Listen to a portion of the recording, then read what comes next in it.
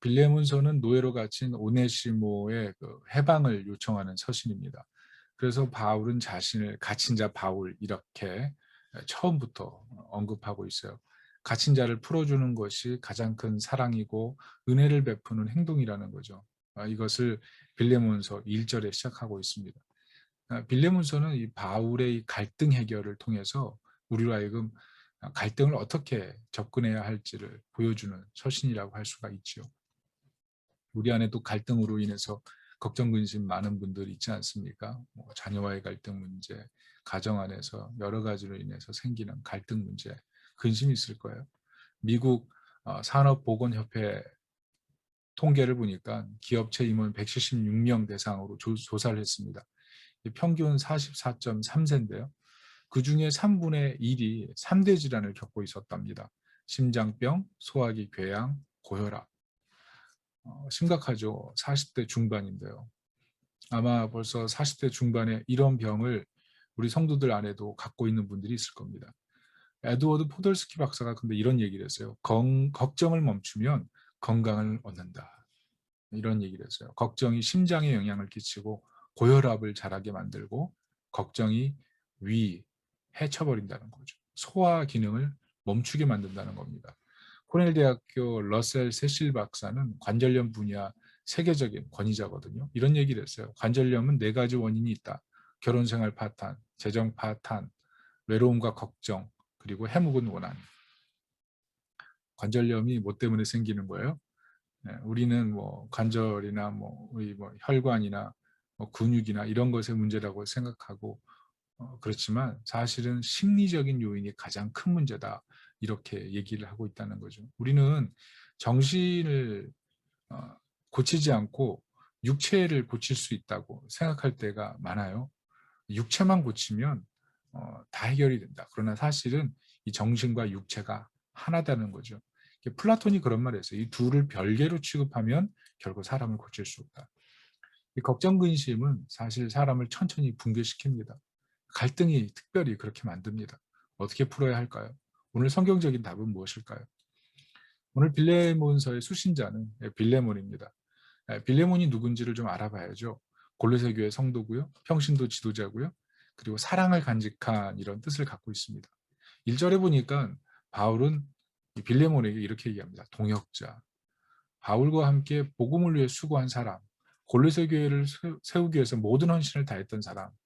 이렇게 칭찬하고 있습니다. 2절 보면 자매 아비아와 우리와 함께 병사된 아키포 그랬는데 신학자들은 이 아비아를 빌레몬의 부인이다. 그리고 아키포는 아들이다. 이렇게 생각을 합니다. 이 가족 전체가 하나님 나라를 위해서 헌신했던 가정이다. 이렇게 볼 수가 있는 거죠. 2절을 보시면 내 집에 있는 교회라고 또 얘기를 합니다. 이것은 빌레몬의 가족만 헌신한 것이 아니라 자신의 삶 전체, 자신의 집을 하나님의 교회로 드렸기 때문에 삶 전체를 하나님 앞에 드리는 사람이다. 얼마나 충성되고 신실했는지를 우리가 가늠할 수 있는 그런 대목입니다. 왜냐하면 당시 초대교회가 어땠습니까? 예수 믿는 것도 희귀한 일이었고 예수 믿는 것 때문에 재정적인, 사회적인 여러 가지 불편을 감수해야 되는 것이 초대교회 아니었습니까? 그럼에도 자신의 집을 내어드릴 만큼 놀라운 헌신을 보여줬다면 참 탁월한 헌신을 보여준다 이렇게 얘기할 수 있겠죠.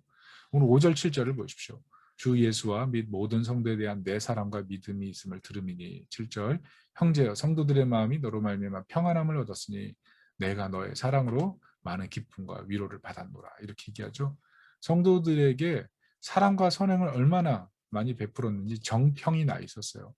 특별히 교회사를 보면 터키 그 윗지역에 부르기아 땅이 있는데 이 부르기아 땅에 지진이 났을 때 자신의 사제를 털어서 그곳을 도와서 성도들의 귀감이 됐던 사람, 그 사람이 바로 빌레몬이었습니다.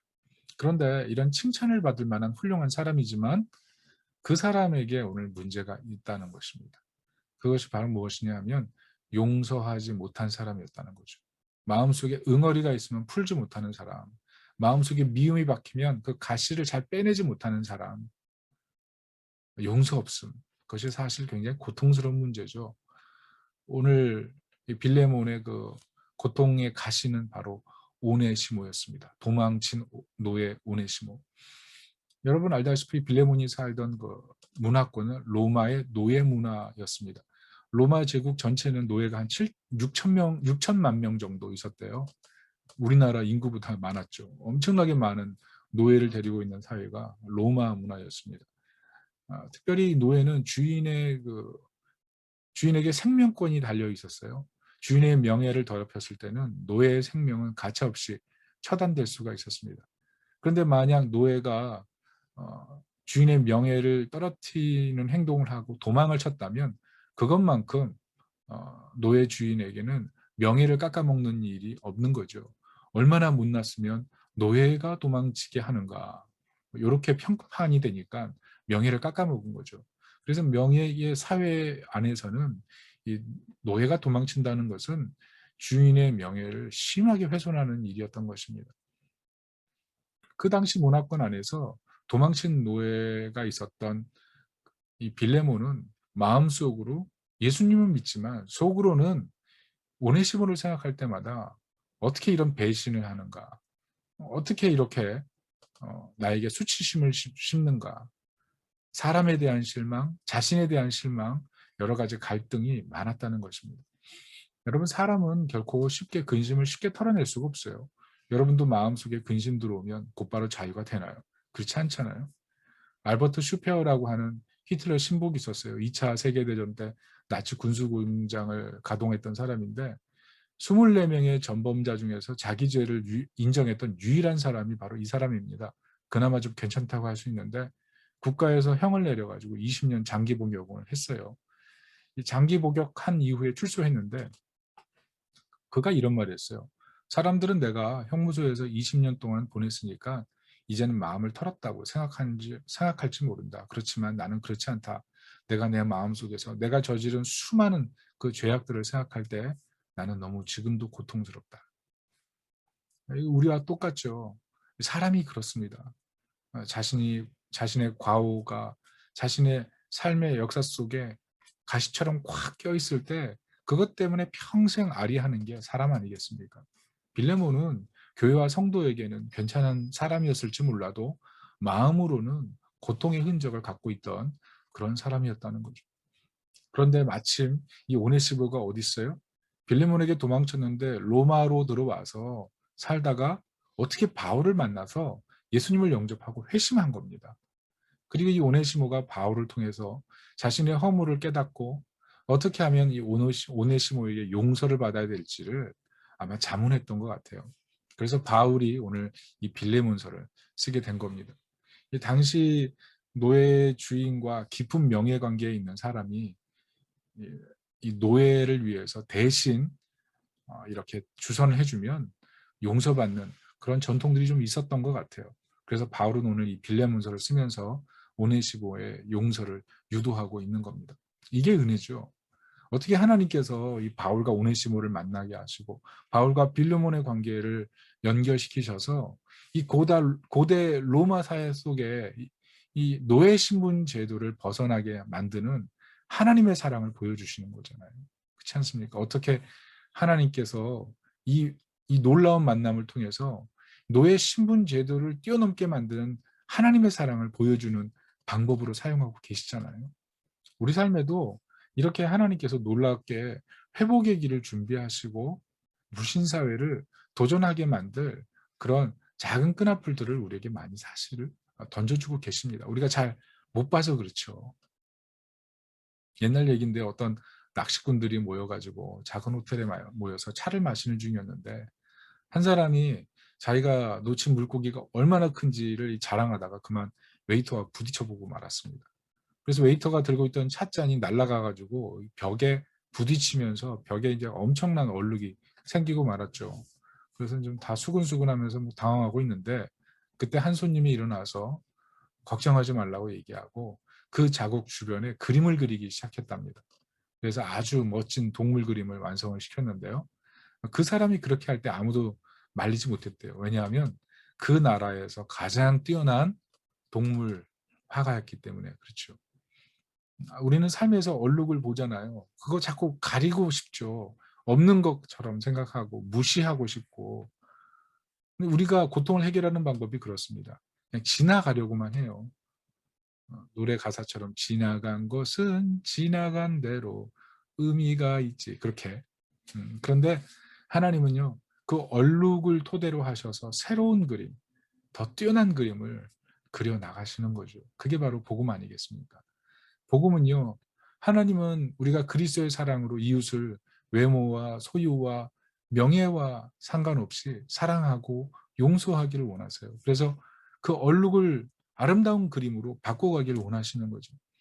예수님께서 우리를 그 사랑으로 덮으셔서 그리스도의 그 보혈의 옷으로 차별 없이 하나님의 사랑을 입게 된 것처럼 누군가 얼룩이 보였을 때 그 얼룩을 그리스도의 보혈로 덮어서 작품으로 바꾸는 삶, 그게 바로 우리가 복음 안에 사는 삶이 아니겠습니까?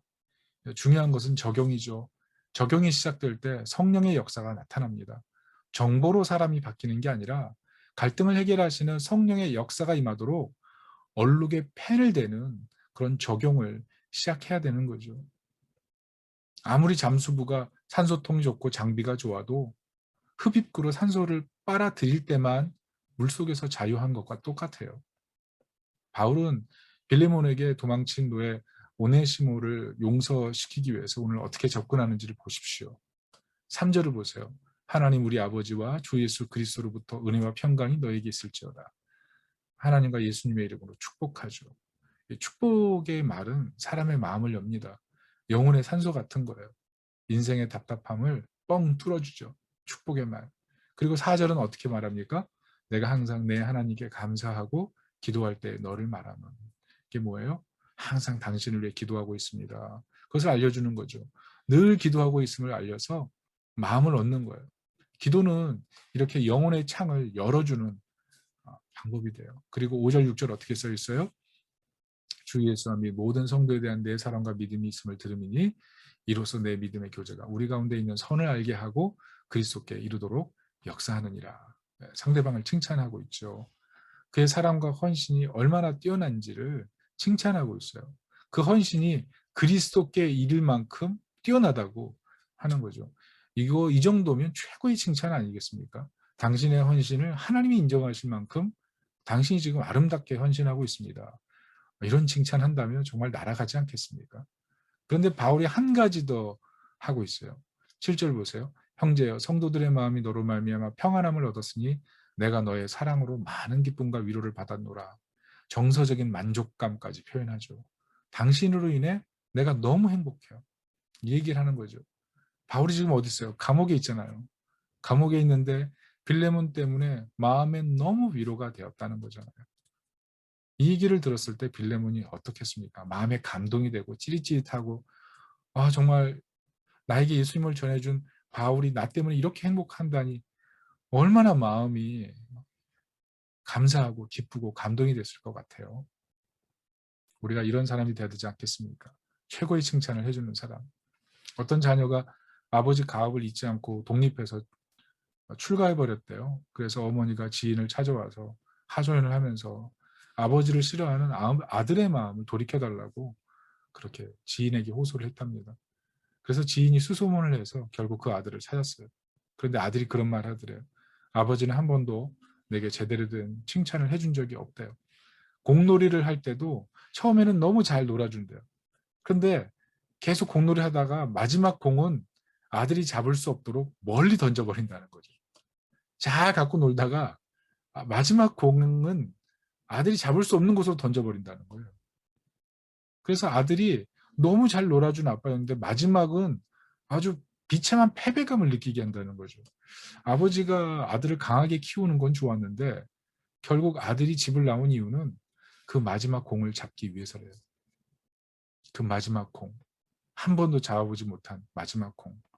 아버지로부터 인정받지 못한 고통. 그것을 해결하고 싶었던 게 바로 아들의 마음이었다는 거죠. 상실감이 그런 것입니다. 사람에게 격려와 칭찬은 너무 중요해요.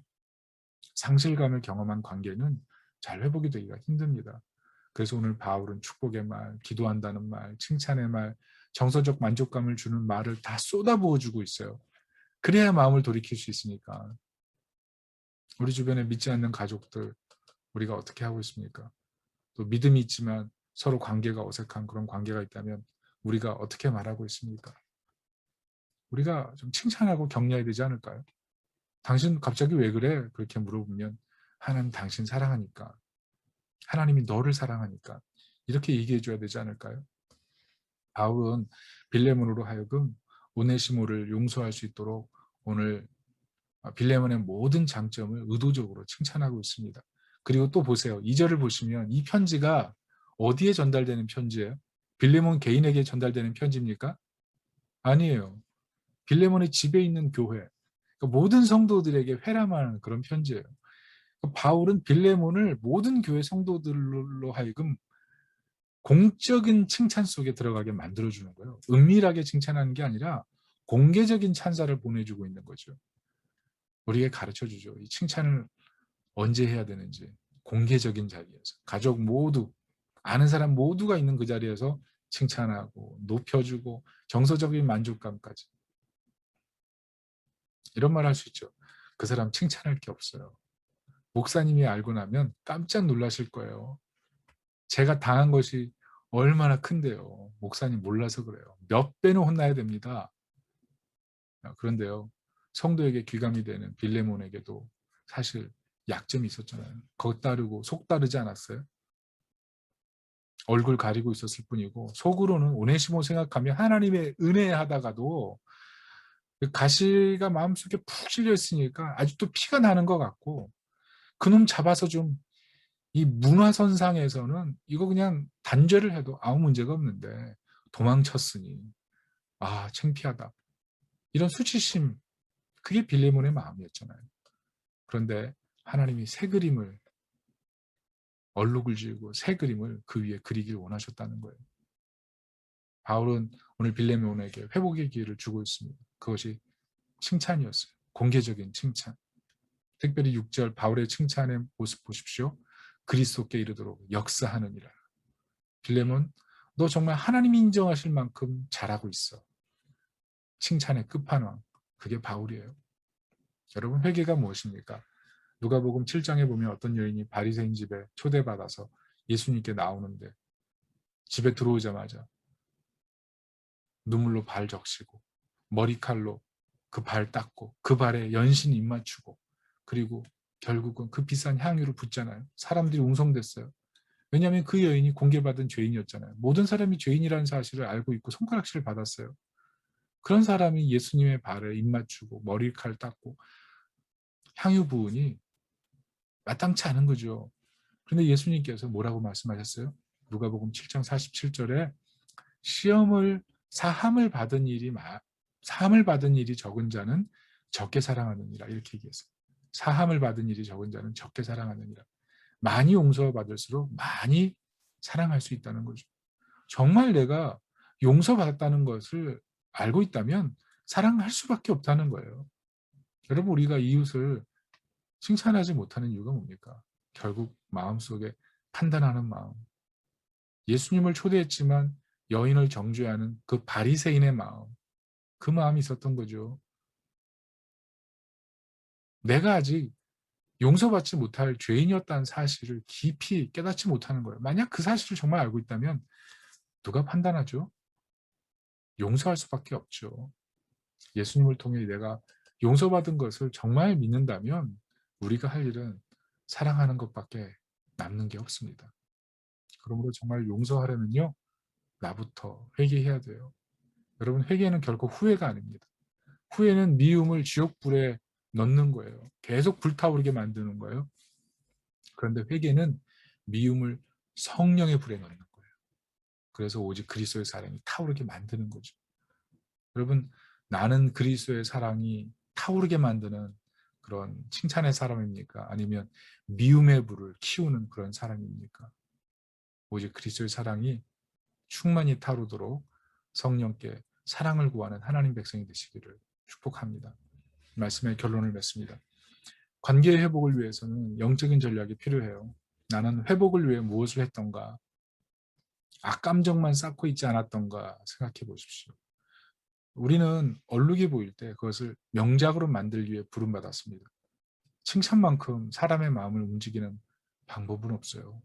오늘 빌레몬에게 너의 헌신이 그리스도께 이르고 있다. 이렇게 칭찬하잖아요. 우리는 얼마나 칭찬하나요? 후회만 하고 있지 않나요? 여러분, 진정한 회개는 예수님의 사랑으로 우리가 덮여지는 거고 예수님의 사랑으로 누군가를 덮는 것입니다. 얼룩만 봤다면 이제는 그림을 그릴 수 있길 바랍니다. 오늘 이 시간을 통해서 우리 입술과 마음이 다시 빌레몬을 칭찬하는 이 바울처럼 또 그리스도의 사랑으로 불타올라서 기쁨과 위로의 사람이 되기를 예수님의 이름으로 축복합니다. 이 시간 다 같이 한번 기도할까요? 하나님, 기쁨과 위로의 사람이 되기 원합니다. 내가 회개해야 될 것이 무엇인지를 알게 해주시고 정말 예수님의 사랑으로 덮고 그 얼룩을 아름다운 그림으로 바꿀 수 있는 우리가 되게 도와주세요. 이것을 놓고 우리 다 같이 기도하겠습니다.